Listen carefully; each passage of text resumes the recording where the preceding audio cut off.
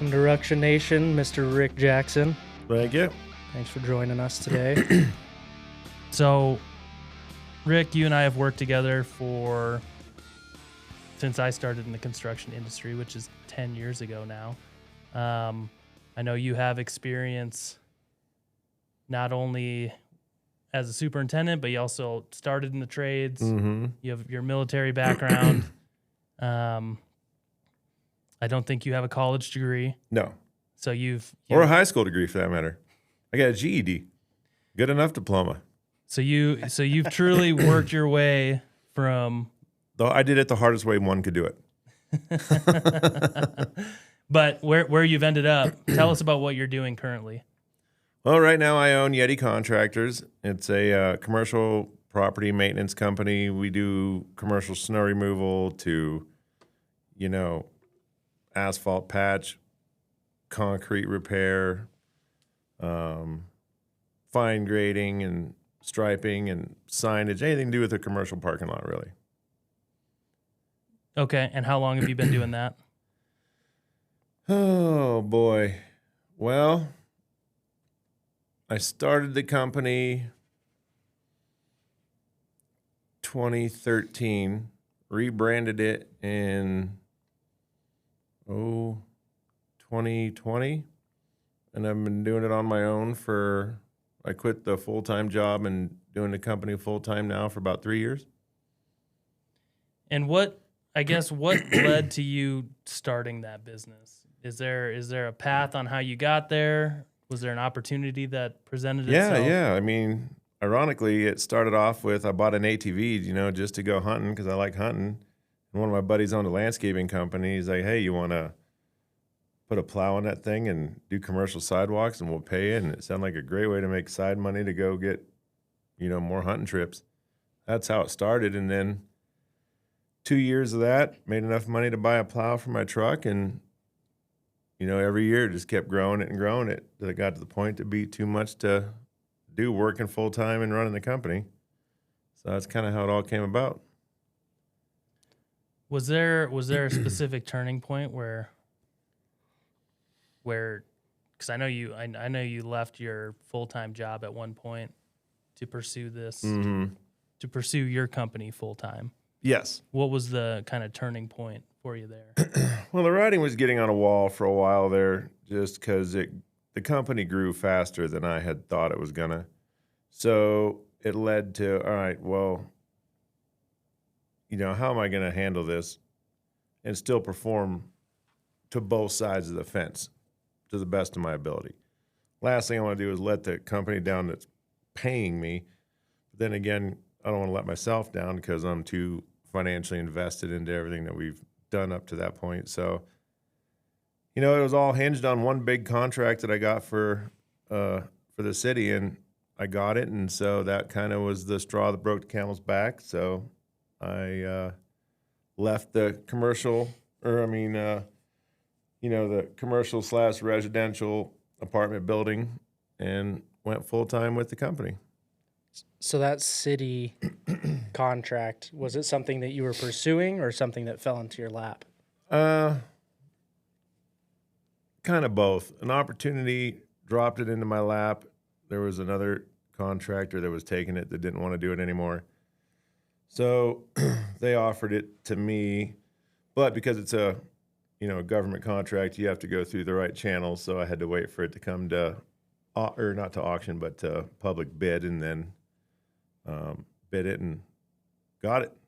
That's awesome. Is that a contract that you still have to this day? Yes, I've had that one for 5 years now. That's awesome. Congrats. Thank you. So, kind of know where you're at right now. What I want to hear the whole story. And right. we don't need to go into every little detail, but you're in high school. Oh, that far back. Yep. Okay. That far back. What did your early days look like? Well, Which we went to the same high school. Oh, no way? Yeah. Stanley. Oh, I had no idea. Yeah, I made it 12 days into my junior year, and that was enough.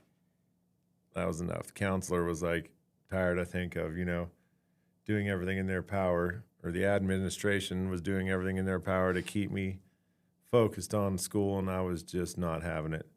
Well, obviously you're you're not a lazy guy. No, but I struggle with sitting still, and I'm a visual and hands-on learner.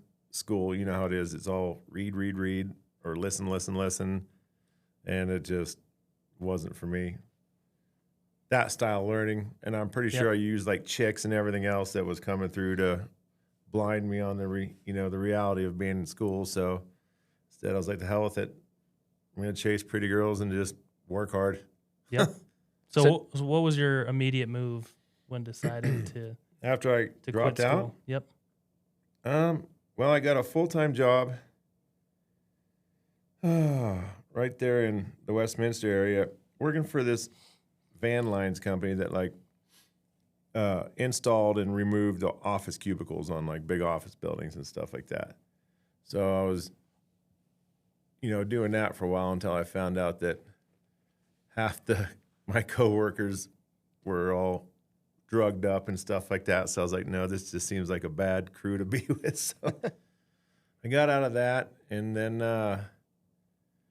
just started working for my first construction company. We were doing residential houses. This guy I knew built a couple, 2-3 houses a year, and so I was a ground guy and a cut guy for him, labor, picking up all the drops and stuff. So I did that for a while until I moved out to Ohio and ended up joining the military. Well, I take that back. Moved out to Ohio, helped out on the family farm, and then ended up getting a welding job for a company that, does commercial welding, big structural steel fabricating and stuff like that, bridge beams, big, huge duct work that you can like walk through for big commercial duct work out there. So I did that until the big recession hit in the late 90s, and that kind of pushed me to the military. Nobody was hiring in little old town Ohio, so went and worked for the government. How old were you at that point? Oh, I was 19. Okay. 19 years old when I went in. Tell us about the branch you served for and how long you served. Served in the Marine Corps, the only good one out there, Did that for 5 years. I was in the infantry, worked my way up through the ranks, ended up getting out as a sergeant, which is an E5. Ironically, I was getting out because politics had found its way to the military, which I'm sure it's always been, but you don't realize it. So guys I knew were getting busted for hazing people, and it wasn't even hazing.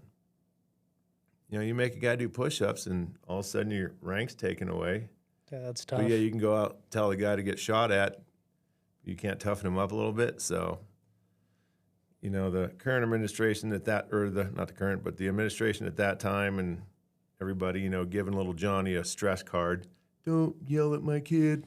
So I couldn't take that anymore. So I got out, ironically, 2 weeks before 9/11 happened. And, it was one of those ass kicker moments. You're like, what did I just do?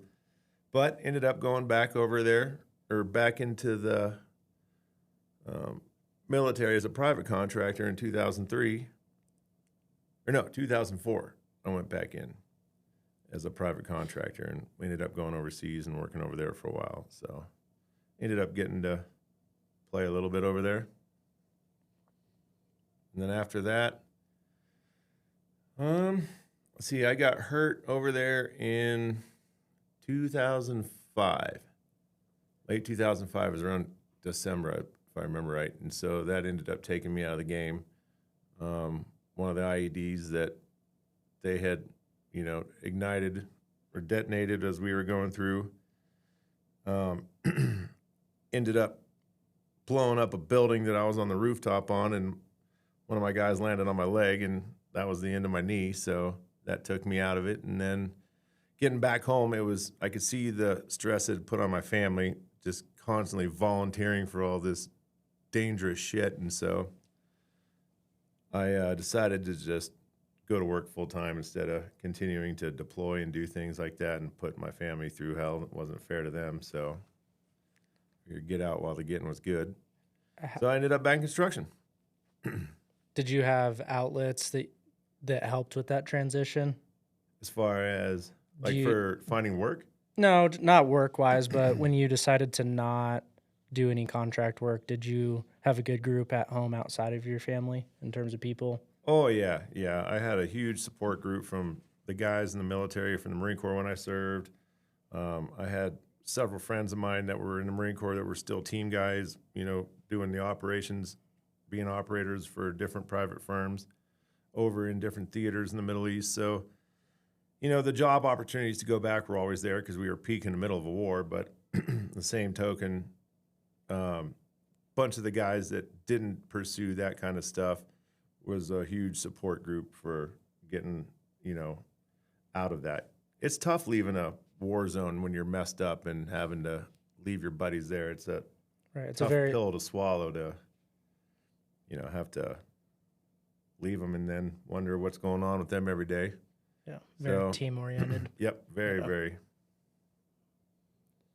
Yeah, what can you dive into that a little more? As far as Just the transition from your military life back to civilian life. yeah, it was pretty rough for me at least because I ended up, you know, leaving there on a bad note. So it wasn't like our mission was done. We're high fiving, having margaritas on the flight back across the pond. So that was kind of tough. There were some dark days for a little bit, but you know, you got a choice. You can sit around and what if everything to death, or beat yourself up over every decision that you made, or blame everything else for every outcome that's happened to you. And after, you know, tasting all of that, the outcome never changes. It's still the same. You wake up the next day feeling the same way. So it was like, okay, we got to get a hold of ourselves. You know, I was 28, 29 at that point. I was like, I got to start growing up and doing things. You know, I got a lot of passions that takes money. So, you know, it was one of those things where you get back into it and just put the boots in the ground and start building something for yourself. So, Yeah, one foot in front of the yeah, other. one day at a time.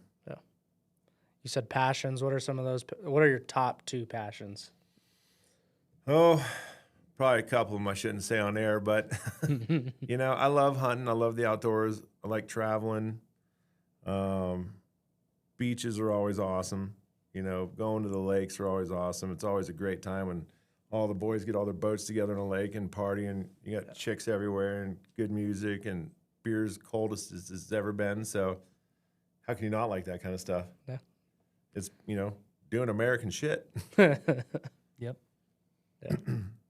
So what was your first role out of the military then? Did you go back into dirt work, excavation, that kind of stuff? Well, like I said, so this would be, 2006. I got a job working for an excavating company, and I was a loader hand for them for a year or two. And they moved me around from different machines, and then it just seemed like the pay wasn't worth a shit. You know, I was at that time, I think I was making $22 an hour as a loader hand. It just like, what the heck? You're working all these hours, and the government takes, you know, a big chunk of it once you get past 60 hours. And so it was just like, there's got to be something. I'm doing something wrong, you know. It's not me, because how do you mess up dirt? You take too much, put some back, you know. Mm-hmm. Don't cut enough, go back and cut more. So I didn't understand why the cap was. Maybe it was the company I was working for at the time. You know, it was a smaller type company, but anyhow, I ended up doing that for a while until I got picked up by my first GC company. And that's how I ended up, you know, opening that door to construction management, and started off as a labor foreman for them. And a year later got promoted to, you know, a assistant superintendent. And that kind of started the path, I should say, as to going through my whole career as a superintendent, working for different GCs in the Colorado area. So worked out pretty good. We were doing apartments in Highlands Ranch, and everything was great until, yet again, here comes the recession again. Yep. So companies were getting, that one was worse than the late 90s. 2000, well, I was with that company from 2007 to 2009 as an assistant superintendent, and then everything just went to crap with the economy. And so they were laying off whole construction teams, 30, 40 people at a time. And they sent the poor vice president of the company, they worked in 5 different states, out to Colorado, and he had to go to every job site in Colorado and just let them all go. Right then and there. I had just received 7 semis of structural steel that morning, and had a meeting with the management group and all the big owners, which was the layoff, which I didn't know at the time was the layoff. But an hour after that, I had a meeting with all my structural erectors on getting ready to put this building up, and that was the end of that. So what's that moment like? When Getting laid off like that? Yeah, when they shut. I mean, I've watched it happen to people in my life. It's tough. What do? You're just get a new promotion. Things are going great. They're talking about bumping me up to superintendent. I was doing the superintendent role. I had the senior superintendent for the company, just kind of watching back in the shadows, and just, in case I made a major mistake, to kind of reel me in. But as an assistant superintendent, from foundation up, my plan was to run the whole building. There was, I think, 120 units in that building, if I remember right. It was a pretty huge building for an assistant superintendent. And, I felt confident, things were great. And then that happens, and you're like, holy shit. Well, how do you find a job? I mean, he just came in and wiped everybody out. Like, not just me or another guy. It was, I think, 20 of us lost our jobs that day. And at that point, and that's a huge company that works in 5 states. So how do you drive around town finding somebody to hire you? Right. There's just not there. If the big guys are suffering, the little guys already lost their lunch. Yeah. So does it make you feel any more comfortable that you have a skill set outside of management that you can fall back on, or was that kind of gone too at that point? No, the skill set. I grew up. My family has rental properties. On a farm, you're always fixing stuff. I mean, I was driving Kenworth grain trucks at 11 years old. So, the work ethic was beat into me at a young age. There was no sitting around playing video games all the time, or, I don't think I got cable until I was in my late 20s. So, I grew up with probably 6 channels, and whatever kid was in the room was the remote, so you had to do all that stuff. So, going from helping the family on the farm and working the farm life and all this stuff and taking care of rental homes and building homes and stuff, you get a really good understanding at a young age on what tools are, how they work, how to use tools. So I felt like, okay, there's something, since I'm pretty, versatile and, just working hard, there's got to be something out there that I could find to get a job. So you look for that kind of stuff, and you get into bed with the wrong people here and there, but, the door's open, so you got to try something. And then, it's a little bit of a challenge, but a guy who has experience in, working with tools could get into any trade out there as an apprenticeship if they're hired, Oh, yeah. Yep. It's all the same. Tape measures are all read the same. The tools are all pretty much the same. As far as your common tools, you got your specialty tools, but, trades just want anybody who's willing to work and put the time in or learn, then they'll invest that time with you. So I was that guy just trying to find the work or the right person to, hire me and give me a chance. So Yeah. there was a little bit of a struggle with that for, a couple years. Then I got picked up by another dirt company. They had a huge project, so I was like, all right, cool. This is, satisfying. Then the economy was starting to flip a little bit, and then that's when I got picked up by another GC company, they stole me as an operator for the dirt company and put me in as their assistant. And I ended up being Jason's assistant. Oh, wow. And that's how I came about doing, the company's first flagship Yep. project. So, That's awesome. which is cool in itself, being on the ground level with everyone from day one. Right. What do you think the most enjoyable point of your career has been? Boy, If you could go back and relive like one 5-year period, what do you think that would be? What would you be doing? And I mean, it could be what you're doing right now. I don't know. That's a tough question to answer because you take what I'm doing now, which don't get me wrong, I love what I'm doing now. It's tasting all that hard work finally starting to pay off. Yep. But man, does it come with a whole nother bucket of problems and stresses and stuff like that. So, then you look back to, okay, when I was a superintendent, there was, a couple really cool back-to-back projects where things were firing. We had great subs at the time. Those were cool. You had the time to mess around with your coworkers. Coworkers are out doing things together. It was just really cool. But yeah, it's hard to say which one to pick from. Sure. I guess out of the hungerness of it all, I'm liking where I'm at now probably the most, just because you really do have to push yourself every day. Like nobody's going to care about what you're doing more than you. Your name's on the door. You got to represent that, and you end up putting a lot of pride into what you're doing when your name's on the door. A lot. I could sit here and tell you to cut a board at 6 3/4 inches and nail it to another 6 3/4 inch board. Yeah, you're gonna really take the time to make sure it's 6 3/4. You're just gonna say, it was 6 5/8 close enough. You just said nail them together.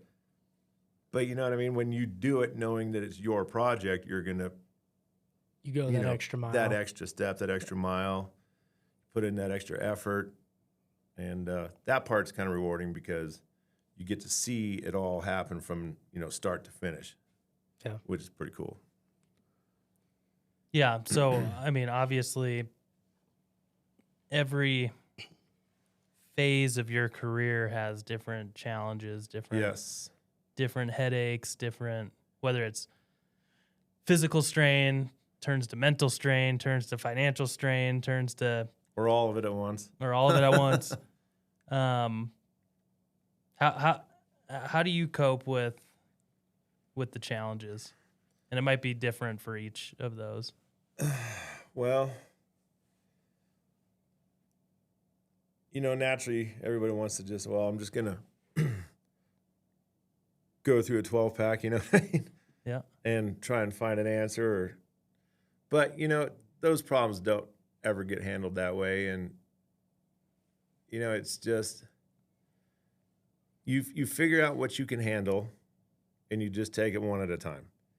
You try to spread yourself too far, and you end up inadvertently hurting yourself worse than you did when you started to fix the problem. So I've learned if you just take it one at a time, get it dealt with so it can't come back and bite you later on, then you're allowed to focus better on the other problems that still need attention. So I guess for me, that seems to be the best approach. It takes a lot of time out of you, but at least it's getting done.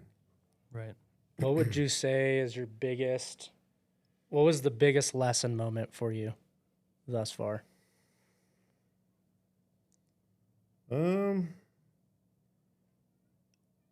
As far as my career goes, I would say the biggest lesson learner is do not put off onto tomorrow what you can do today.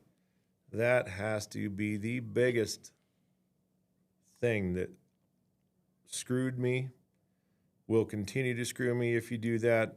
I've seen it happen to my employees, when you tell them to do certain things and they take it to 95% and leave that 5% for tomorrow, and then that 5% ends up taking up a third of the day the next day. So, that would probably be the biggest lesson learner I've learned. You take a job perfect example. We were just doing this job for your fellow coworkers over in Golden, and we had this huge rainstorm hit. Well, we could have rolled up, but the end was right there. So was it worth, rolling up just because it's raining and then having to come back all the way back out there the next day, set everything back up, put all the safety stuff back in play, and then execute, an hour's worth of work? You're already there. So, we just naturally stayed and did it and ended up getting done quicker than an hour. But, it's just little things like that. Yeah, I mean, that hour could have been 4 hours on the backside. Yeah. Well, you look at it this way from a business standpoint, too. Well, that's just more fuel out of my pocket. That's just more labor out of my pocket, because you know how guys are. They show up, they're not going to jump out of the truck right there in fifth gear and run right to the work. They got to set up. Some of these guys have to smoke a cigarette. Some of them have to dwell on their last night's bad decisions or whatever it may be. So, it takes a little bit for the train to get moving. So, yeah, that's the biggest lesson learner, I think. That's really made an impact. Yeah, I think that's great advice. Has that taken a long time to hone? It's one of those things you never perfect. Yep. I'm still perfecting it, still perfecting it. But at least you can recognize it when you're like, yes, I'm starting to catch myself when I'm doing it. Yeah. It's like, idiot, don't, not now. Yep. So that's a good one, though. I'm sure you've got endless funny stories from the job site. Tons. Is there one that stands out? No. It's one of those things where you think of one that leads to three others that you kind of forgot about a little bit. Yeah. But there's a bunch of good ones.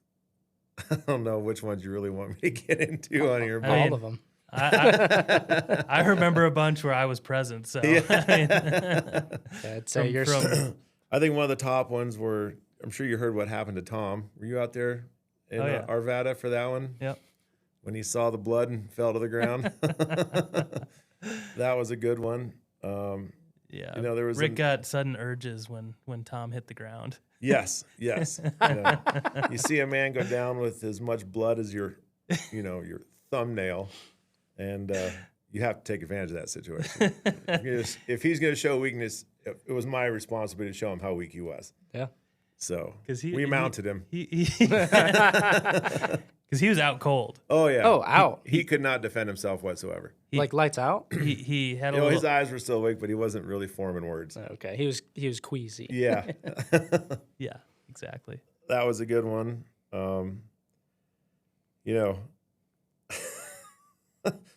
Another one that we did was at that flagship project over in Louisville.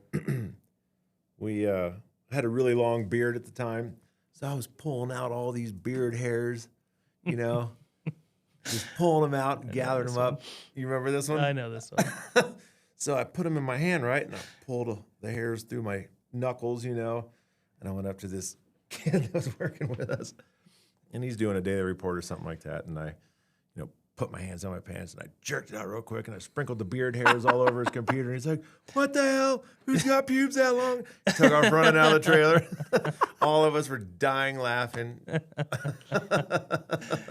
Yeah. That was the little shit that gets you through the day. Oh, yeah. Taking Sometimes. the keyboards on our laptops, and switching the letters around, putting a screw up through one dude's wheel so it chair just does 360s. We're not going for days of the dumb stuff you can do. Yeah. But it builds camaraderie. It makes the day go by faster. It does. Yep. I mean, for me personally, the teams that I work with have always been what get me through the long days, the long weeks, the long years. I mean, it's the people out there, not only immediate team members, but also all the tradesmen out on site. One thing Cody and I can agree on is not agree on, but we share the same respect for all the guys out there that fight to actually get the job done. You have to. It takes a village. There's no one guy who's going to cross that finish line and say, "I did all this." Yeah. There's not. I mean, for me, it's down to the guy sweeping up. I mean, it's everyone out there. Well, we always said in the military, you're always as strong as your weakest link. So You know, you got your, just like you said, you got your laborers or what have you, and they're sweeping up. Well, that leads from everything for production to start the next day for the next guy. He's got to have a clean area to work in to, you know, that mitigates fire hazards. You know, that mitigates, you know, just debris and fall hazards, trip hazards, and the, you know, that you Keeps people productive. Yeah, you know, what happens if your electrical foreman goes in there and trips over something? Now he's out. There goes your senior leadership for that trade. Yep. Yeah. So, Yeah. Have you ever been interested in a specific trade other than what you've done already? For me personally, I always liked the heavy equipment because what kid didn't want to play with big, giant yellow machines? So that was a passion, if you will, for me. Still is. I mean, I get excited like a 5-year-old every time I go buy some new piece of equipment for the company. Like I make a whole day of it. You That's know what awesome. I mean? But welding was really cool. I really liked that one. Always had fun welding stuff on the farm. I'd always weld stuff together just to make shit and just to practice, you know. Always had a great time doing that. You end up getting really competitive with yourself in welding. You know, everybody says you shouldn't have to chip your, you know, your slag off your weld to admire it. Every welding instructor I ever had, quit looking at it. It looks like shit. It's not even worth looking at, you know, but you still want to know, you know. So I think that really pushes an individual to do better every day. But, you know, I think for me, that was just really the only one I got into. You know, you take any of the MEPs, I think that, you know, little sense of accomplishment every day that you do something. You know, when you look back, I just roughed this whole unit, or, you know, I just trimmed this whole unit, you know, or I just did 5 units today and they look gangster. You know, yesterday I did 4 units and today I did 5. You know, now you got your head's higher, your chin's up, you know, you got a little more pep in your step. Things like that, you know. For any trade, I think it's there. You just got to find a trade that you like and you're willing to do and just do it. You know, that you find the fun, you build the camaraderie, you just got to do it. Do you think that sense of accomplishment, just finishing? I don't know. Cody and I were talking, and I mean, it's down to like me even building a gate at my own house out in the backyard. Like, you get it done, and you stand there, and you're like, "Fuck yeah, Hell yeah, I just did that." yeah. I think. I mean, I It's think down, just like you said, down to the lowest guy. You know, whether it's you building a gate at home, Sure. or your floor sweep, you tell him to do the whole hallway on the 3rd floor or whatever, and he knocks it out flawlessly. You don't think he doesn't stand back the other in the hallway looking at that, go, God damn, that looks good. Yeah. You know?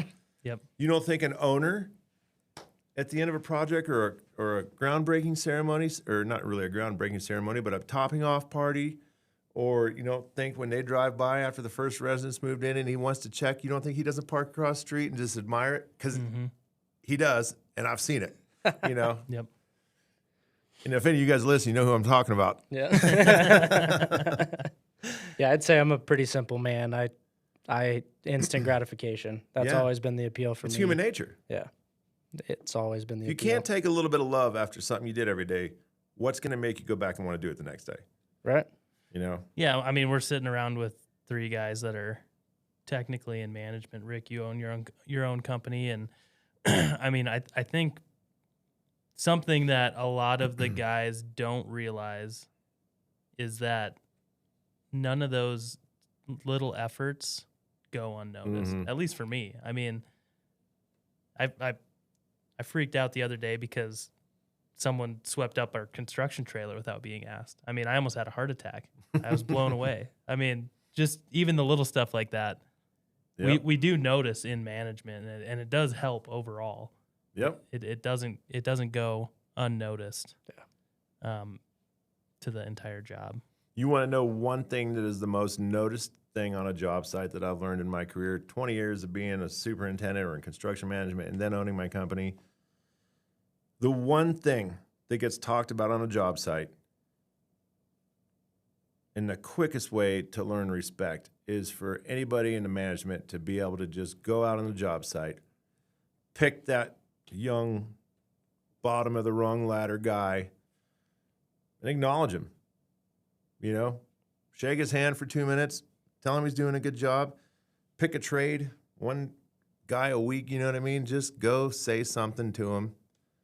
And it's amazing how much that gets talked about. Mm-hmm. Amazing. I've seen it firsthand. And that little bit of respect pushes these dudes to work faster, work harder, put in that extra half hour at the end of the day or whatever it is, those little things like that, that really makes a guy want to go to work the next day and do his part. So whatever that's worth, that's a quickie. Yeah, that's good advice. I think It doesn't happen as often. No, as it's it easy to should. get caught up in the hurricane of it all, you know? Yeah. But if you can just, in the midst of all that, take 30 seconds and just go let a dude know that he's alive, Yep. yeah. you know? Because he's feeling it, because he's probably getting it from 6 other people, not just you. Right. You know, everybody between you and him, he's getting it from. So, but when he sees the senior leadership come out and say something, that's huge. You really get a lot of, you know, extra effort out of people when they see that. Well, I mean, I think that's something that people just don't get Yep. at any level. You know, it's not that you need it or want it every single day, but every once in a while, it's like, Right. oh, you saw that? Mm-hmm. Oh, I did do that. Oh yeah. I mean, I've even had. It's funny to think about because you know I haven't been with your company as an employee for 3 or 4 years now, and I still hear about it when somebody got congratulated or did right. I mean, you know, these little minions see me on another job site or they call me even, you know, a lot of these guys on my phone, you're not going to believe what happened to me today, man. And then they'll tell me the fact that they took their time to call an employee or to call me and tell me that when I don't even work for the company anymore should tell you right there that it means the world to that guy. Mm-hmm. Yeah. Yep. So, and I knew he was eager to go to work. He probably showed up to work early that day, Yeah. you know? Yeah, I mean, one thing that we talk about is just the monotony of it sometimes, especially in one of those positions where you're just doing the same thing every day. You're on the same job, sweeping the same hallway, picking up the same pile of trash. How do you break a guy out of that mindset of like this is it? You know, and some of those are pretty challenging to get a guy to get into it, but Yep. you know, they got to find a way. You know, I can't speak for everybody what they like and what they want to do. You just got to find a way. You know, the biggest way to get people to find their way is to make the work environment pleasant to be around. You know, if everybody's afraid and looking over their shoulders, nobody's going to find that right path to get them to be motivated for the day or for the week or whatever. So if, you know, middle management or senior management, if you can create an environment that, you know, everybody's at least in a good mood and showing up to work every day and stuff like that, they find their ways to get motivated because they don't have to think, oh my God, I'm back at the suck again. I don't want to be here. Quite frankly, this guy's an asshole. My boss is an asshole. I'm just going to fake sick. You know, ever since COVID, everybody can wave the bullshit I don't feel good card, and then they're gone. And you find that dude in the bar 6 blocks down the street, you know? Right. So create a good work environment, and I think the guys will find their right path. So as you as a business owner now, do you find yourself giving your guys a little more leash Yeah. to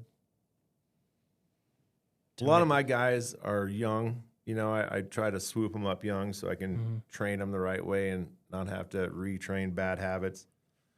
There's a good and a bad side to doing it that way, but it's just how I've been doing it. Yeah. So naturally, with my position, if I'm out on a job site, I'm trying to take the time to show the guys, or I slow it down a little bit to explain to them what we're doing, not just say, you do this with that tool right there. You know, I try to take the time, hey, here's what we're going to do. You know, we're going to lay it out this way. We're going to get this product off. You want to clean it off really good here. And this is why you want to clean it. You know, if you're not, then we have to come back and replace it. And then you're irritated because you have to come back and replace it, or now you're in fear that I'm going to yell at you. So I try to really tool my guys up to giving them as much information as I can. I try to set them up for success. Mm-hmm. Whether they take it or not that day is up to them, but I really try to at least give it to them. And then when they do good, I try to reward them, not with money and gifts or stuff like that, but reward them like, hey, dude, let's go to lunch, And I just sit there and bullshit with them like, hey, what you did back there was pretty spot on, man. I didn't even think of that. You killed it. You recognized it. You executed it. You should be proud of that. And so I try to do those kind of things with the guys as much as I can. Yeah. Yeah, I'd love to elaborate on stories, some trailer talk, if you don't mind divulging. Man. Telling the trade secrets. Or just anything that's happened on site. Like I can think back. I remember that truck that. Oh, yeah, I was just thinking of that. I've had almost 2 trucks land on me. I mean, that one was the one I witnessed was 20 feet away from you. Was that over at Arvada. That one? Yeah. In dumps can be scary with wet material. That one was pretty crazy. On that one, I was just walking past the truck, and he was raising up to dump mulch out of it, and the wet mulch was stuck up at the top, big old 35-foot in dump, and he goes to dump the clutch, and the trailer gets swaying, and over it went. Crushes this island, right? Crushes it. To this day, there's a tree that it hit that is still alive to this day. It curled it over like a candy cane. I couldn't believe it, and it still lived. The other truck that almost hit me was over at, I can't remember the name of that project. Yeah, in Lakewood right there on Van Gordon. Same thing. Dude raises it up to put, I think crusher fines or backfill product for retaining wall. And it was wet. And he did the same thing, popped the clutch. I had just walked past the cab of the tractor between the, detention pond and the drive lane, or between the detention pond and the truck. I just cleared it, and I feel this breeze hit me on the back side like this, just of wind. I turned around, and all I could see was this big old fat bastard in the cab just bouncing all over the inside of it, and I'm looking at the trailer. It just almost hits the building. I'm like, what in the fuck just happened? So, I made sure I wasn't hurt and then rushed over to go help him. The firefighter in me kicked in, and so we went back and got him out of there and dealt with. Same job site, a dude shook a bunk of 2x4s off the end of the forks, and his ground guy wasn't up there, and he thought he was close to the 4th or 5th deck, and that bunk of lumber, in reality, was probably 6-8 feet off the deck when he shook it off the forks, and it crashed through all 5 floors. All Just straight down. Boom, boom, boom, boom, boom. Dang. And you think back, the odds of that happening and nobody getting hurt, like nobody. Crazy. Crazy. That is crazy. Just a scared shitless forklift operator. Can't blame him, Yeah, that's frightening. But it just goes to show little things like that, Just that 1 second, if that forklift operator would have been like, I don't see my ground guy, I'm just going to hold here for a second. Could have saved all that heartache, all that reframing, safety investigations you name it. Just that little bit. And we all fall subject to it. Yeah. It's human nature to get complacent. Yeah, complacency and just takes 1 second not to be thinking to really. But if you can minimize how many times you're complacent, you're better off than just walking around blind and, it doesn't affect me. So, Yeah, I'd say take the breath. Yep. You have to take the breath every time, regardless of what's going on. For sure. You just have to. It's one thing you just can't get, lazy or lackadaisical on is safety. No. So I'm curious. You said you're going on vacation here for a retreat. What does that look like? What is this retreat? So every year, this is the 2016. So 2014, I started this all back up again. 2013, 2014.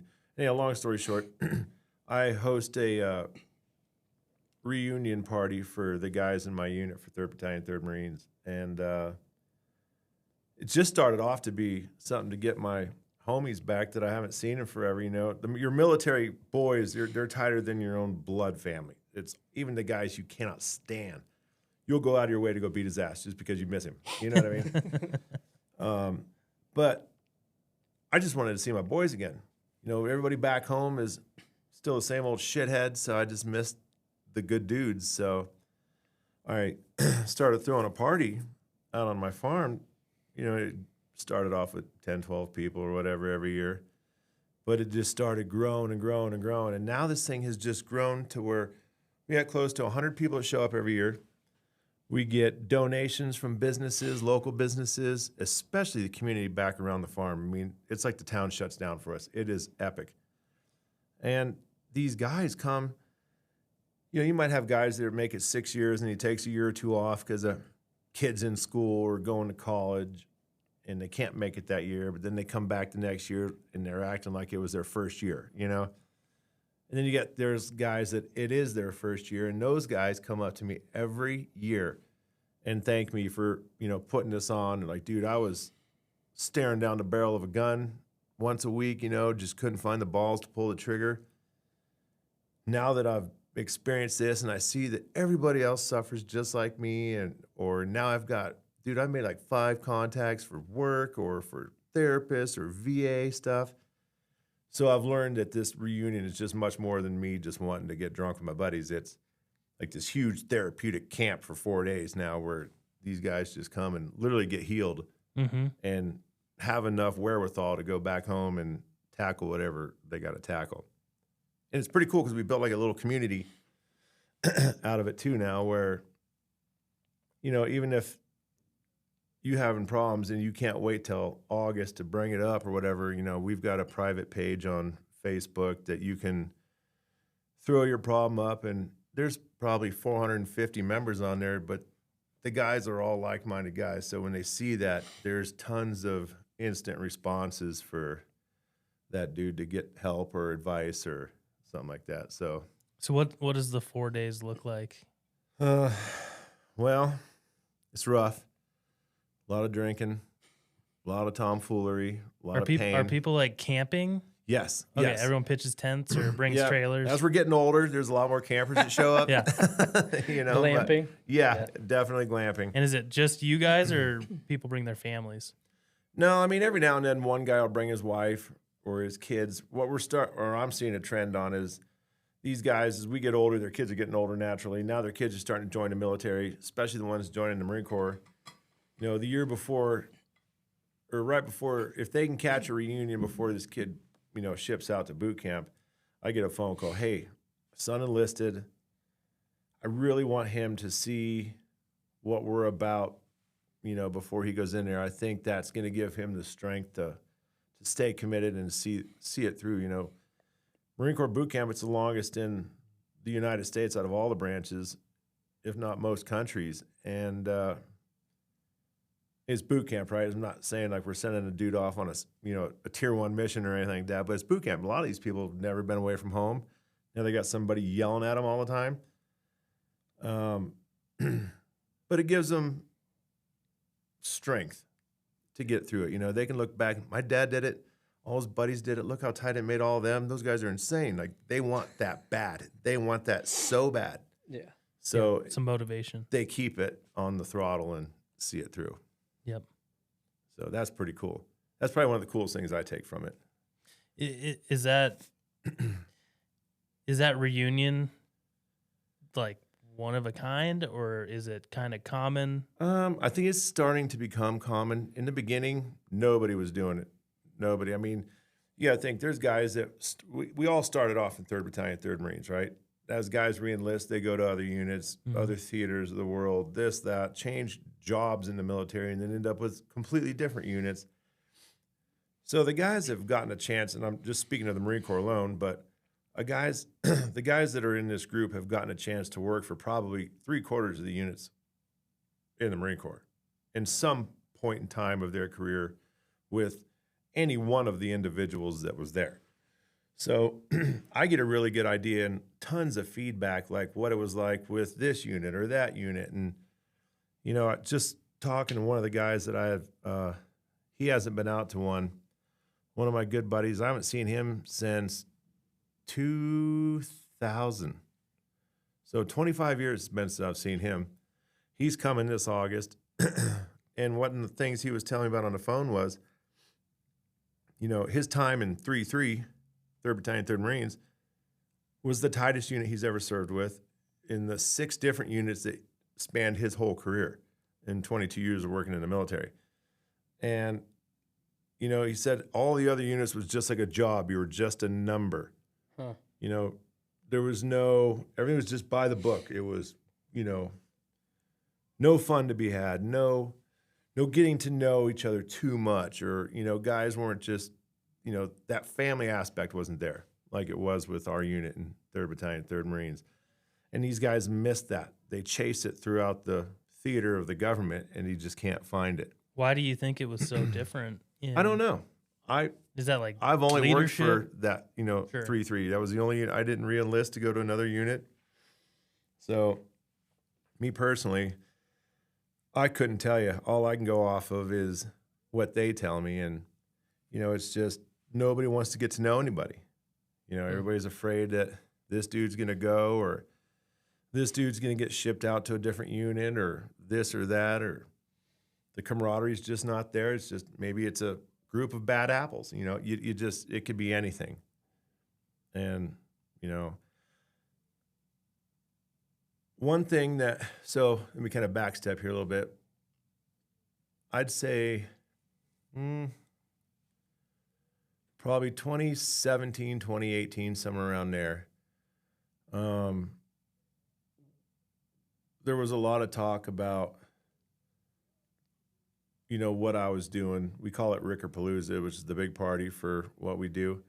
And there was a lot of talk about this being had at like the higher echelons of the Marine Corps, like White House side of the Marine Corps. And one of our guys that goes to this reunion, in his point in time in his career, I couldn't tell you exactly what his job was, but he was around all these generals.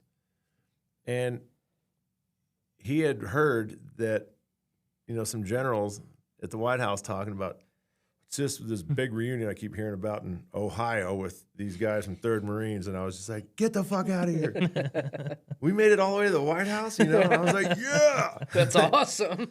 Get G-Dub down here. Let's do some cake stands, That'd be awesome.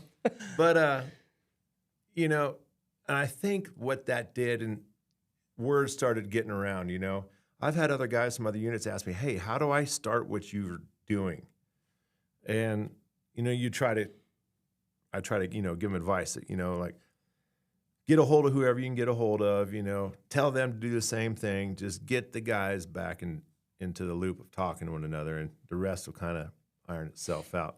Fortunately for me, I've got our farm to do it on, so we've got tons of real estate to do it.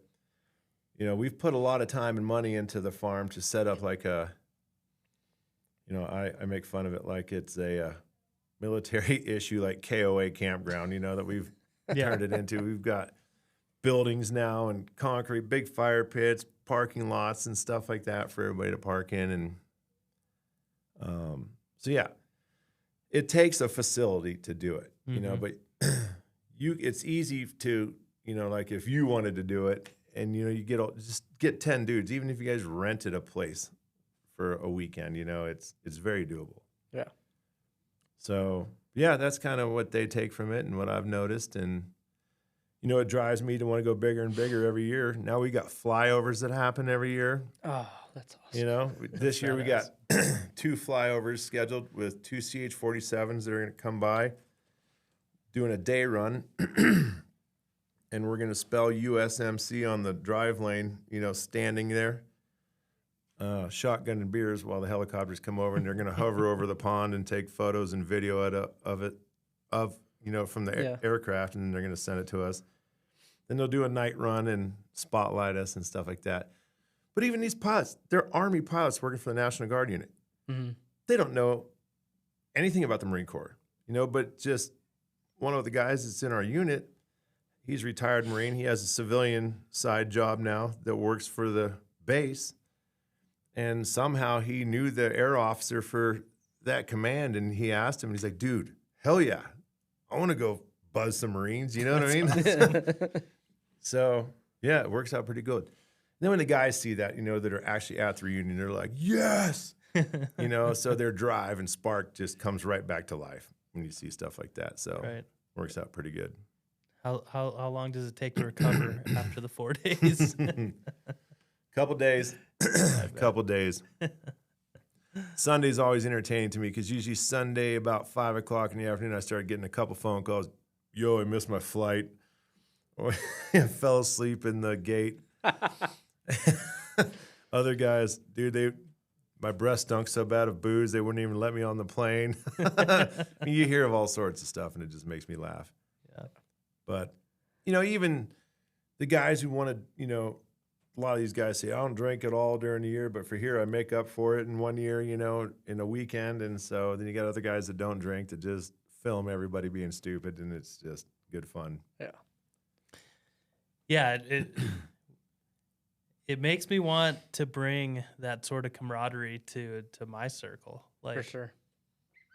It's smart. You only get one chance to really make an impression, right. whether it's making an impression on somebody or it's just living. You only get one shot at it. Mm-hmm. Don't ever get to go back and say, next week I'm going to go back 5 years and I'm going to do that again. Right. But I'm going to do it different.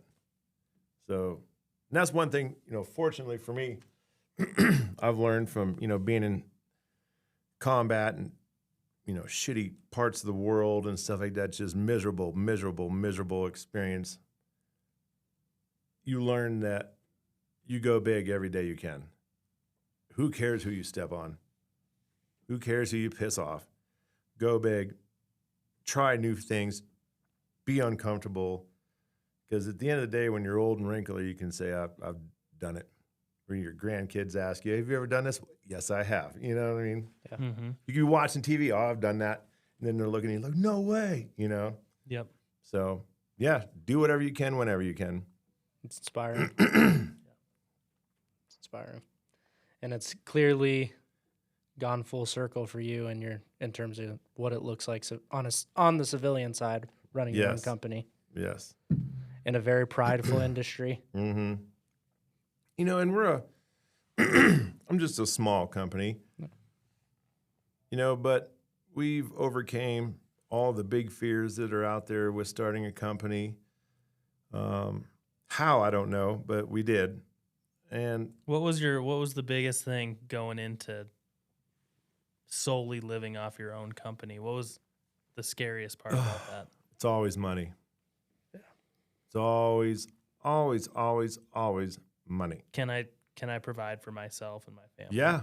At the end of the day, you got to think about, okay, now I've got employees where they're, we started off, all I had was part-time employees. I didn't have the means to, or even the workload for full-time stuff, but we were doing enough that required me to be there full-time. So it's challenging because now you're robbing Peter to pay Paul. You're taking from this bucket to feed this bucket because this bucket's getting ready to get dumped right now and it needs money. And it's tough. I took a huge pay cut my first year out on my own. Huge pay cut. Because you got to wait 60 days. And if you don't hit that deadline right on somewhere in that timeline, you're pushing it out to 75, 90 days. It's tough. Yeah. Tough. Really tough. And then, I'm a hands-on guy, like I said earlier. Excuse me. I'm a visual learner. I'm a hands-on learner. Now you take back to the office side of a business, the clerical side of it. That's so foreign to me. It's like if I was sitting here speaking Arabic to you guys, you wouldn't have a damn clue on how to respond. And that's kind of how I feel when I look at, you got all this stuff that needs, whether it's happening on QuickBooks or now you got accountants that you have to make happy and all this little stuff and making sure money's here, making sure this stuff's allocated for this. It's just a pain. It's tough. And it's hard because, you figure you bid 10 jobs, you got to know you're only going to get one out of those 10. So you have to, it's tough to constantly have to do things knowing you're going to get laughed at or brushed off or this or that. And you can't take it personally. You just got to, well, fuck them, go to the next potential client and try and get what you can get. Yeah, I'm sure lots of lessons learned over the last 3 years. Yeah, completely. Then you find somebody who gives you, hey, I could use you guys, I got this big emergency job and you're just so hungry to work that you're like, hell yes. Now you're wanting to give deals just because they called you back and this and that. Then come find out they're the worst person to ever get into bed with. They never pay. They screw you over as soon as you sign the contract. And I've had clients that owed me money for 9 months. It's just and you tell yourself, I will never do business with that company ever again. The hell with them. They don't care about the little person. They don't care about anybody. They're making money on holding my check on an interest payment somewhere in the grand scheme of things. And why should I be punished for it? Because I can't compete with a $400 million a year company? Well, that contract should protect me, should it not? But it never does. It's all written in their favors. So it's tough when you get stepped on. Yeah. You want to find that person. And these people don't think it, Perfect example. Take a big company, and then you get this first year PM, or now he's, in his late 20s or whatever, graduated, got his first role as a PM. Just like everybody, they want to make a name for themselves. I'm going to show that the boss didn't mess up by hiring me. I'm going to under budget this, and I'm going to, turn it over earlier than I said I was going to. And they'll cut everybody's throat to do that. Instead of building a relationship, they cut everybody's throat. And then you go to that person, and just the attitude that they give you, it's tough. It's tough to not make it personal, especially at the low level where you got everything on the line. Yeah, I mean, you're feeding multiple mouths. You're feeding your own. You essentially need to protect your village. That 28-year-old dumbass PM who thinks he knows it all isn't going home hurting. He's not going to go home thinking, oh, man, I really screwed those guys over at Yetti. Like, geez, I got to try and make that right tomorrow. That conversation's never had in his head. He's going home bragging to his wife or girlfriend. Oh, guess what I did? Acting like some tough guy. And that's just out there. It's in any industry, any trade. You have those people out there, but it's tough when you're on the receiving end of it. Yeah, I mean, I think it's good for people to hear that, working for a big GC or developer or whatever. We don't get to hear that. Yeah, it's straight from the horse's mouth. It's tough. It's tough, especially when I've got companies that I've done jobs for where the whole team just doesn't seem to know their head from their ass. Every time I go out there, I look for my contact and, oh, he's fired. Your new contact's this person. Where was that in an email or a phone call before I showed up out here? Yeah.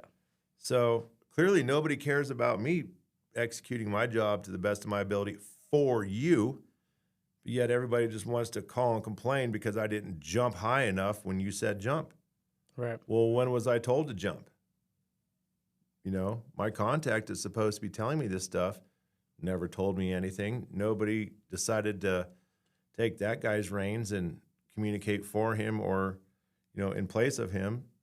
So how's this my fault? Right. But these young kids who, don't get me wrong, I'm glad they're in the industry. I'm glad that they're willing to learn and they graduated and they're doing something. But a lot of these college kids, when they graduate college, they get hired by a company. And it's like they start off with a little chip on their shoulder. Not all of them, but you see it a lot. A lot. You and I have worked for PMs that were like that. Mm-hmm. You don't have to talk about me like that, Rick. I'll talk about like that in your face. But you guys all know the type of people, and they're in every industry, and it's tough. I wish companies would take heed to that and eliminate them. It's just not owning the problem. It's passing it off to the next person or blaming the next person. Well, perfect example. Let's say, I don't know. We'll just kind of make something up here. Let's say you're the superintendent, you're the PM, and you guys are new working with me, and we do a job, and all of a sudden, you guys start running me through the ringer and not, giving me the information that I need, and then beating me up on a change order on the back end when you didn't even give me all the information that we need. But because my contract said $10,000, but to pass said scope of work, it's going to, X, Y, and Z need to be done. Well, X, Y, and Z cost money. So X, Y, and Z should be paid for in a change order, right? It's how it works. Yeah. Well, there's, let's just say you decide to say, oh, I'm not going to pay you for X, Y, and Z. Well, you don't think that me as a business owner, I'm ever going to want to do work for that company again if that's how I'm going to get treated? So it goes back to developing that relationship, keeping that door open at the end of the project. So when you send me another set of drawings 6 months down the road, well, you know what? Those guys were pretty cool to work with. Absolutely, I'm going to do it with them. Because they thought of me, you know what? I'm going to shave a little bit. To me, if I take off $1,000, that seems like I'm really going above and beyond. You guys may not notice it or see it, but for me, I felt like doing that because I really enjoyed the first experience. I want that again on the second experience, Yeah. And, if mid-level management could just develop that, implement that as a team, you'd be surprised how much companies would come back willing to do things better, go above and beyond, or even cheaper. I'm sure you can see it right out of the gates when you go to a job. Mm-hmm. You can tell. Just I walking can tell into before the you even trailer. get out of the truck. Yeah, you can tell. It's how it's set up. It's as soon as you walk into the trailer, how you're approached, how the trailer looks. Like within Everything. the first 5 minutes how that job's gonna go. You have to. Oh, it's amazing how easy it's written right there. Yeah. I'm sure you see the flip side too, where you have someone that really looks out for you. Like, Yeah. what I mean, working for perfect example, and I'm not saying this because I came from the company you guys work for by any means. You guys have always been family, always will be, but this statement I'm about to make does not come from me having that long-term relationship of over a decade with you guys. It's just black and white, the truth. I've gone and worked for 6 or 7 big GCs around town here, and nobody, there's one other company that's pretty close, has their shit together or my scope of work ready for me to hit the ground and start working. I can't tell you, I've had companies, this one company, they called and said, okay, we're ready for you.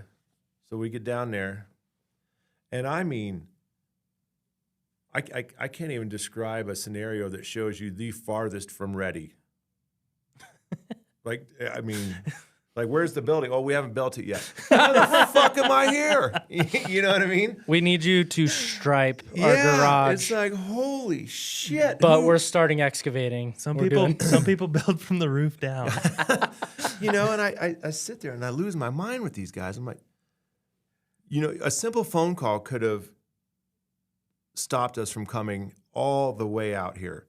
2 trucks, trailers, a whole crew of people. I said, no, I'm going to hit you for $1,000 because you wasted my time. It wasn't oh shit, I just saw this. I'm sorry, I'll work with you on stuff like that because I know how it is to be in your position, coming from working for a general contractor as a superintendent. I know you can't see everything 100% all the time. I know there's always something around the corner willing to trip you up. It's just how it works. I feel like a lot of that is entitlement, though, or lack of knowledge. Well, that goes back to what I was saying earlier. You hire these kids right out of college, and they think they know something. They don't know shit because they didn't think to pick their cell phone up and, get off social media. Oh, shit, let me call this trade real quick because we're not ready. The last guy screwed him. Yeah, everyone will jump through hoops if you tell them how you're going to screw 100%. 100%. So, yeah, it goes back to, you get treated like that a time or two working for somebody. Well, I have no desire to work for them. Money's not worth it. If I have to struggle this hard just to get to work, how hard am I going to have to struggle to get paid? Yeah, I mean, people don't see what you just said, though. 2 trailers, 2 trucks, 4 guys. That hurts you for the day. Yeah. That's the equipment.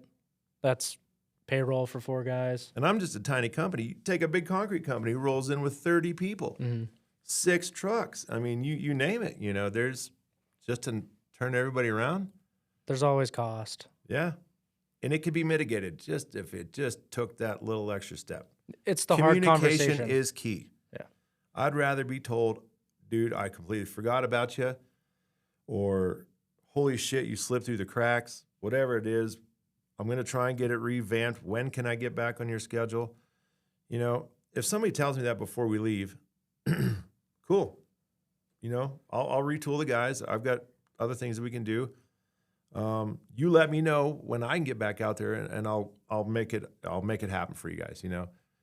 That's the conversations that should be happening, not the other way around. So switching gears real quick, kind of with the mission of with our podcast here.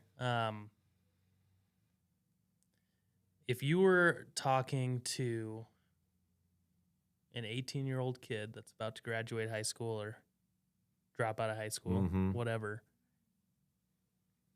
are they out of options? No, not at all. Is it doable to work your way up through the trades and make a name for yourself, make a future for yourself? I'll say this. As patriotic as I am, and as much of an American as I am disgusted by my fellow Americans on how lazy this generation is that's coming up through the ranks, but how lazy a 18 to a 45-year-old are. Just downright lazy, self-entitled. I mean, I can go on. This is a whole nother, conversation that we could talk about on that. But what I'm trying to say is, you got that young kid who's 18, not sure what he wants to do. There's so many opportunities out there in the trades. You could roll right into a 6-figure job. It took me, 10, 12 years of working in construction to get to 6 figures. And nowadays, you can go into it in a trade as an apprentice starting $80,000, $90,000 a year. And then within that next year, bumped up to a foreman. Probably not quite ready for the position, but people just need leadership out there in the trades that you're going to get the job. And you're not going to get fired for making a mistake because they need that person in that position. So yes, go out there, pick a trade. Even if you started off one, you don't like it, jump to the next one. I've seen that my entire time in construction. Yeah. To piggyback off of that question, what piece of advice in a couple sentences would you give that individual? Get some work boots, stare yourself in the mirror, and say, you know what? Wherever I'm at in life, here I am. I'm going to give this my all. Just get out there and go to work. You will figure the rest out day by day. Just get out there and go to work, period. The rest will find you, and it'll find you quick. You just got to go out there. You just got to show up every day, go to work. It's that simple. Just work boots. Nothing else. Nothing else. Nothing else. You got to make a statement, right? You got to see. That goes back to more stories than job site trailers. Oh, you got to share now. Well, I have a problem keeping my clothes on when I'm having fun, so.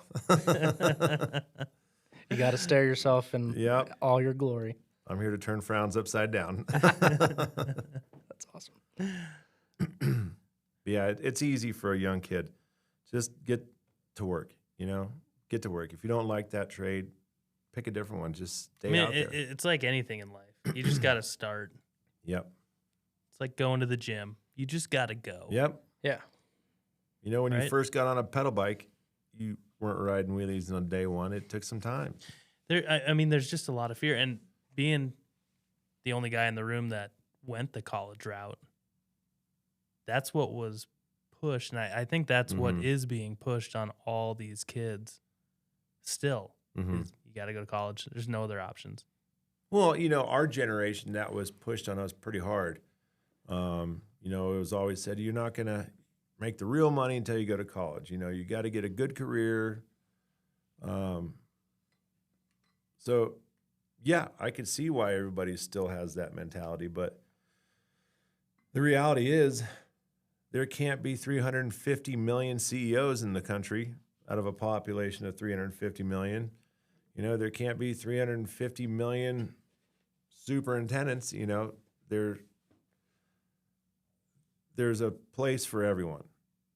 And the fact that there's so many doors open out there across the board in any industry, not just construction, that just walking through that door and taking that chance, you'd be surprised how much people will give you that opportunity and help you get through it. Do you have a project that you're most proud of? As a business owner or as a superintendent? Let's do both. Yeah, I'd say there was a couple projects as superintendent that I was super proud of. You know, every time I'm in that neighborhood, I always make a point to drive past it and look at it. You know, that whole sense of pride you get for finishing a job. And then, you know, as a business owner, there's one project that we did. It was pretty challenging. It was over there in Adams County. We did over there big, huge roundabout that we had to do, and that was my first big roundabout. This roundabout had probably 25 signs in it. It was huge. But it was like one of our first big flagship projects, and, you know, it had some challenges, but it was, again, to communication, you know, that you're only as good as the info that they give you. But it went well, you know. The work came out well, and it's one of those that I look back on when I'm over there. You know, you kind of smile a little bit after you drive past it. Sometimes I'll loop it a few times. Hey, kids, look, Big Ben, Parliament. You know? But it's good. I like it. Is there any specific traits that you look for when you're hiring any of your young guys to come work for you? Not necessarily. For what we do, we have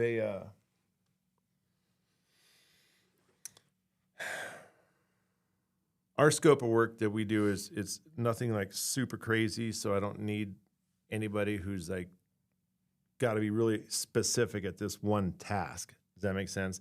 I can hire a more broader band of people. So again, I just look for that guy who's just willing to show up to work. Like I said earlier, I've got young kids that are, you know, a couple years out of high school, that I got lucky to just have eager drive to want to work. And so I swooped them up and just tried to make it happen. And I try to teach them all these things. So if whatever they decide to do in their career, whether that's stay with me or use me as a stepping stool to move on to something else, I feel like I taught them something that they got to move on to and hopefully gives them, you know, a little more advantage than the next guy. It's just willingness to work.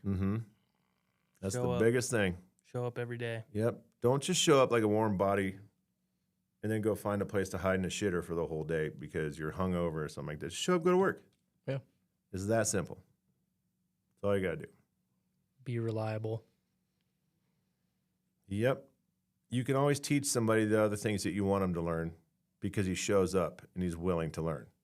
Yeah, you can't teach soft skills. No.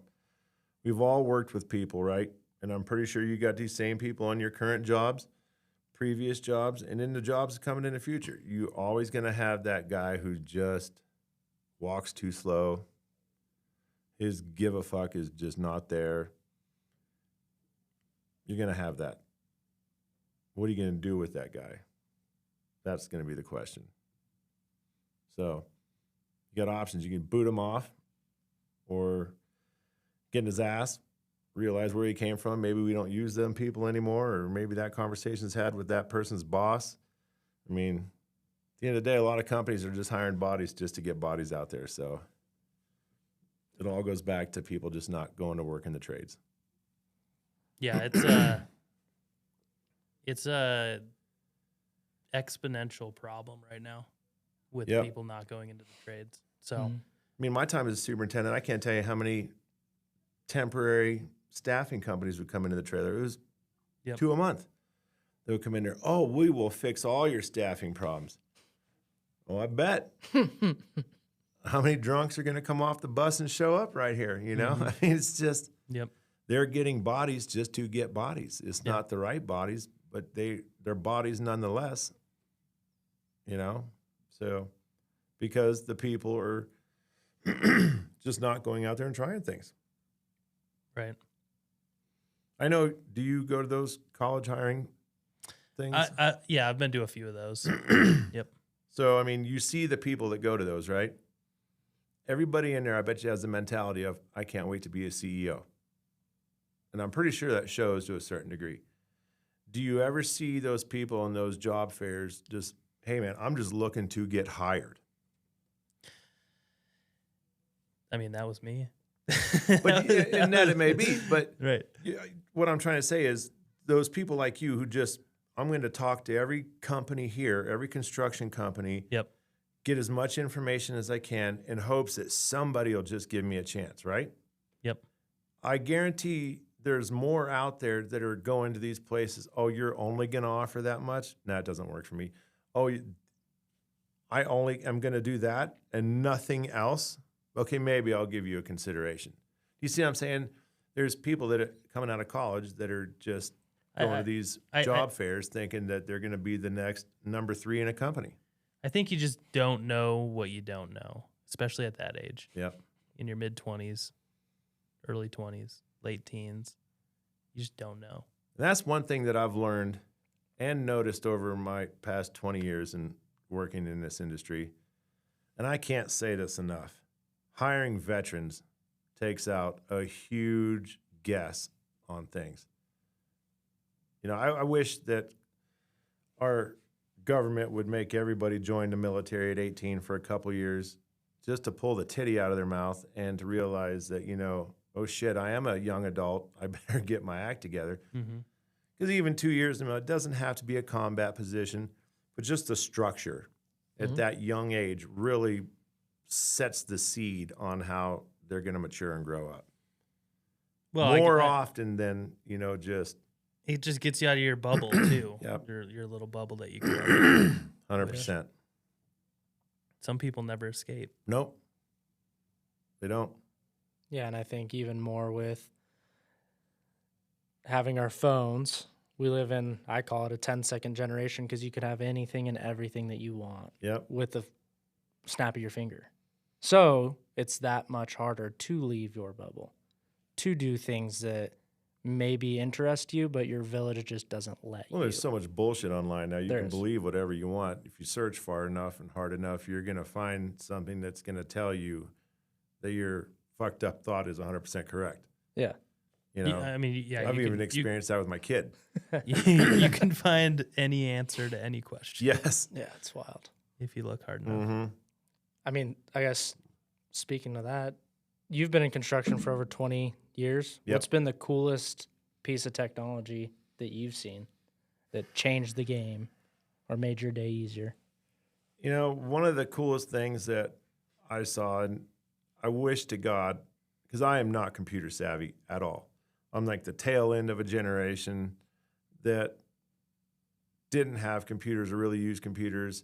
And then, yeah, as computers come online and stuff like that, all these different programs and tech comes out, which do make things easier.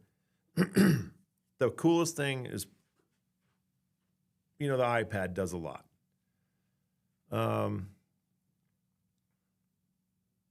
Procore, I thought was really cool. I hardly used it because I didn't understand it, and nobody took the time to really teach it to me. It was like, just figure it out, you know. Oh, I don't know what how do you find this? How do you find that? Dude, you just got to go through the help center. Like, just figure it the fuck out. Well, somebody who's not computer savvy, like, fuck you. I'm not going to do it until you figure it out for me. Like, I'm genuinely coming to you with a problem. I don't know how to do it. But So that was a game changer just because. yeah, if I would have known how to use Procore really well or the iPad those were getting issued to us on job sites. I mean, that is a game changer. Need to get a sponsorship by Procore. Yeah. Rick went from phone lines in the trailer to paper plans to, wow, you can carry this thing with you? Yeah, seriously. Well, it sucks looking at civil stuff on Procore, or a tablet, I should say, whatever program you're using. But You can't see it all. It's saves a lot of the day having to run back to the trailer and look at the drawings when you can just pull it up, look at a detail, look at an assembly. Here it is right here. Oh, it's clouded. Let's look at the RFI. Let's check that. It's having that at your fingertips is really cool. It saves tons of time. But you're only as good as what you know. So if your team doesn't know anything about how to turn the damn thing on and download apps on it, might as well just throw it in the ditch because it's no good. That is very true. Mm-hmm. what about equipment-wise? Has there been anything that's changed the game in the heavy equipment world?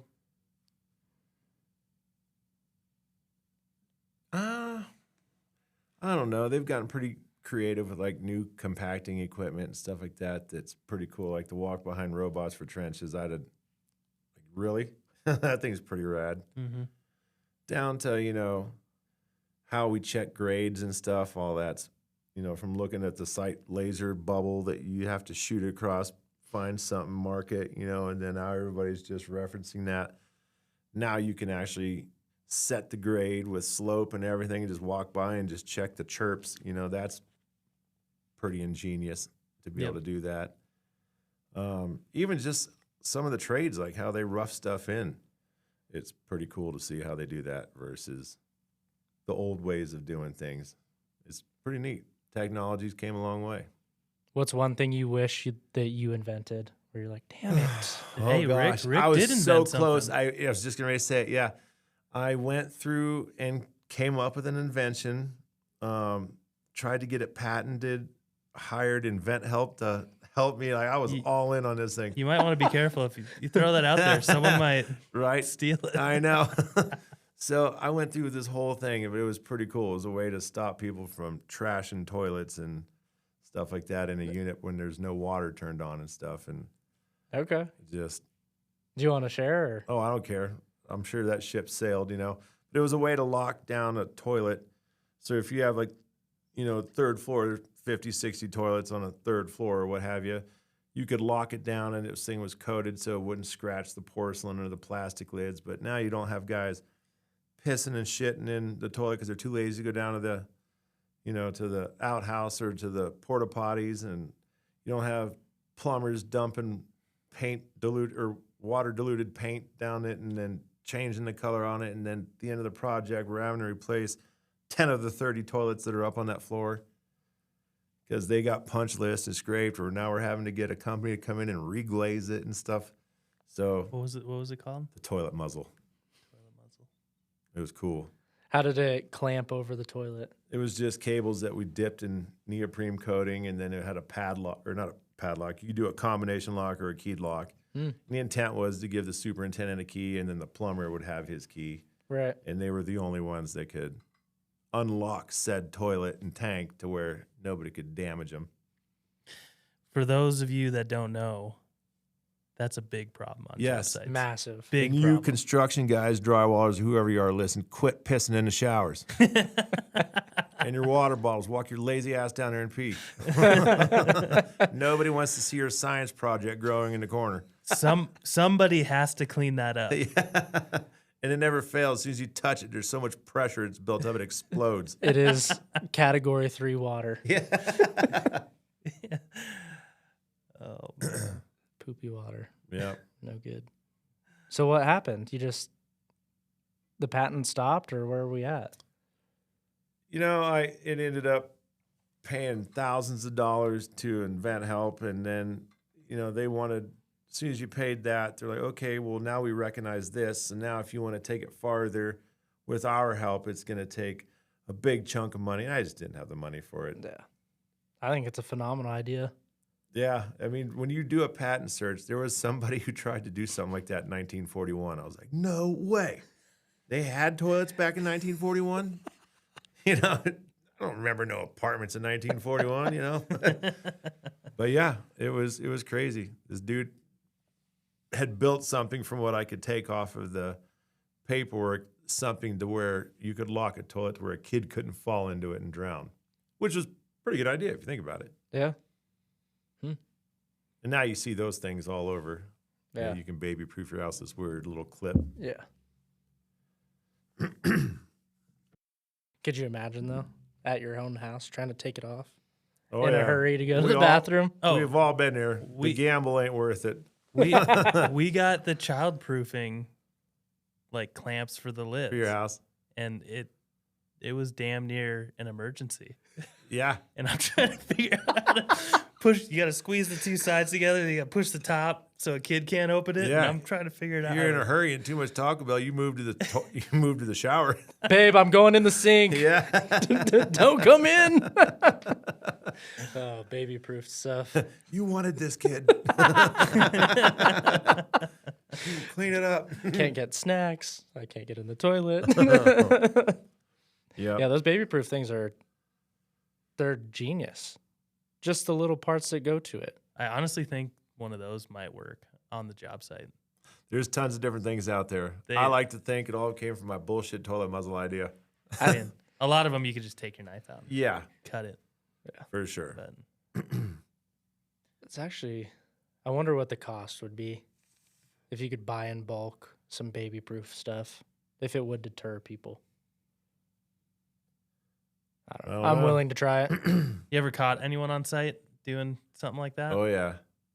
Yep. Later, dude.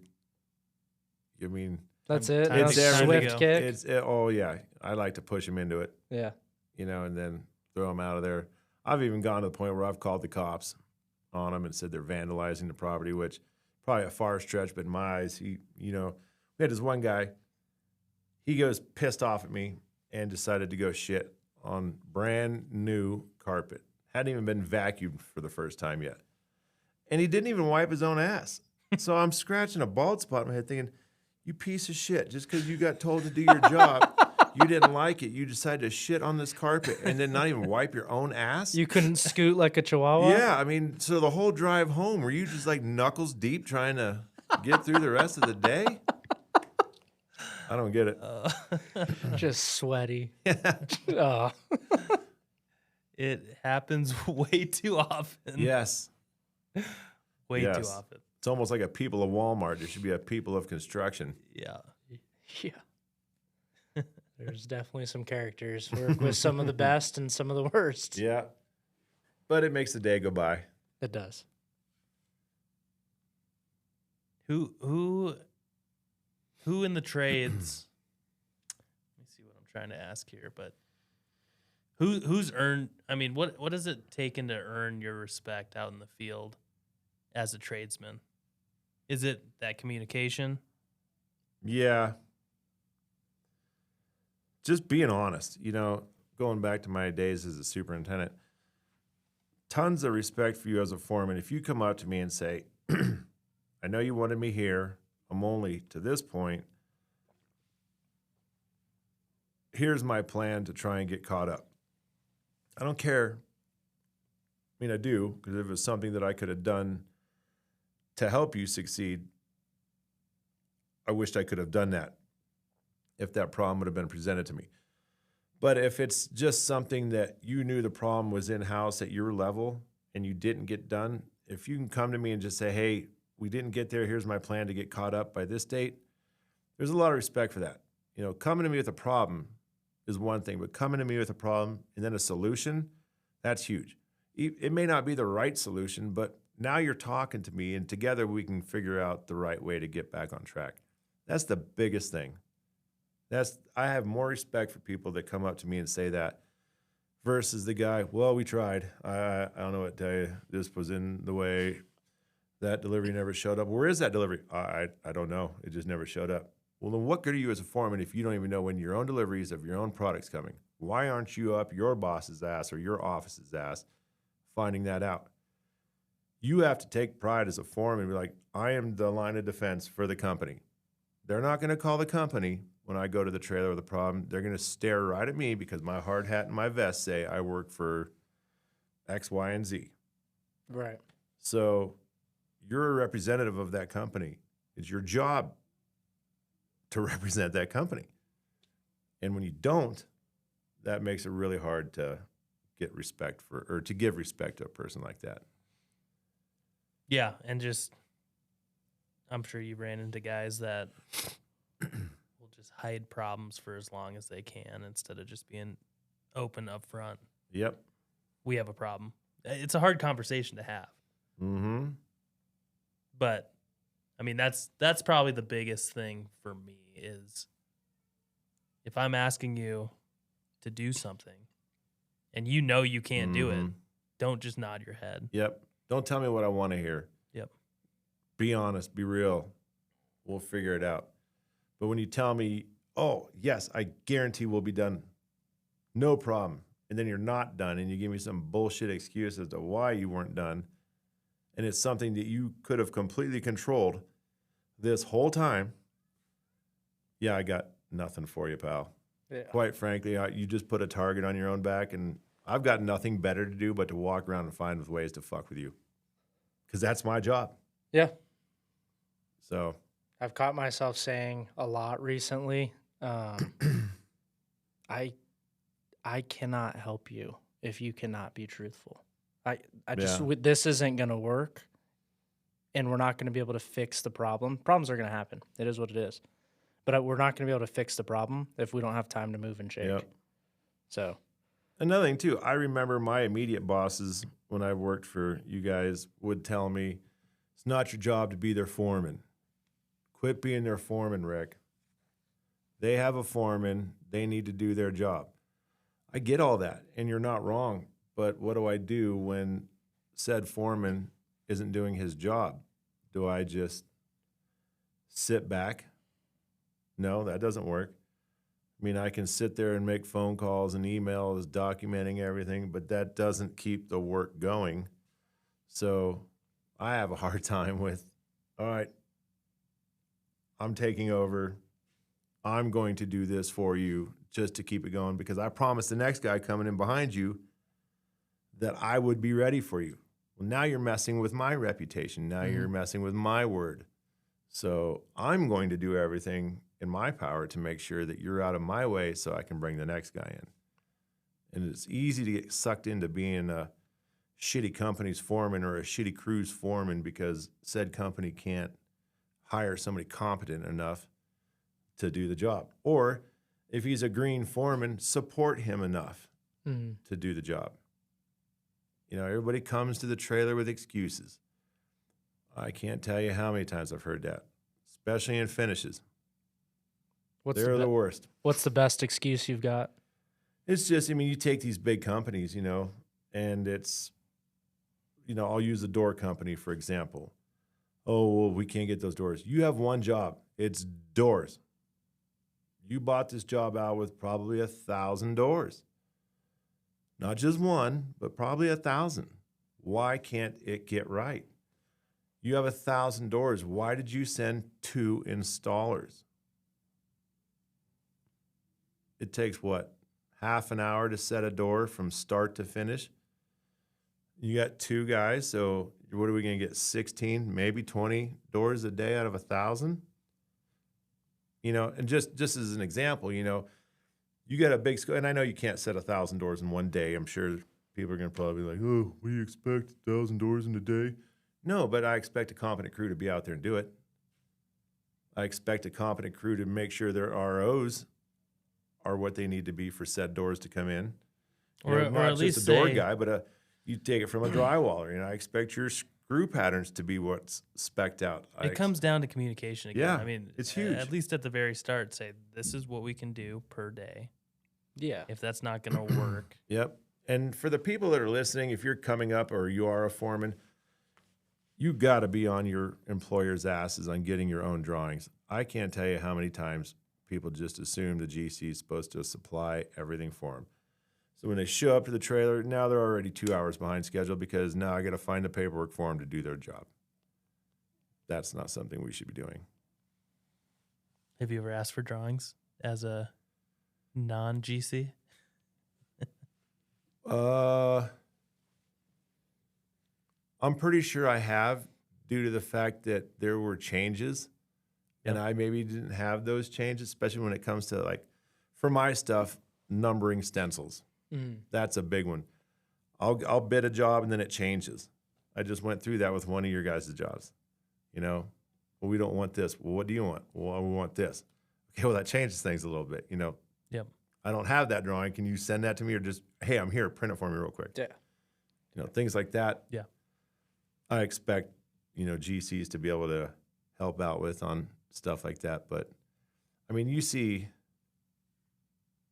you know, you take a concrete company. I don't have in-bed drawings. You don't? Aren't you supposed to be setting all those? You know, there's a lot of drawings that come with that. Yeah. And now I got to supply that to you? Where's your drawings that you use to do the takeoffs and stuff? I know you had some. And these are big companies. Yeah.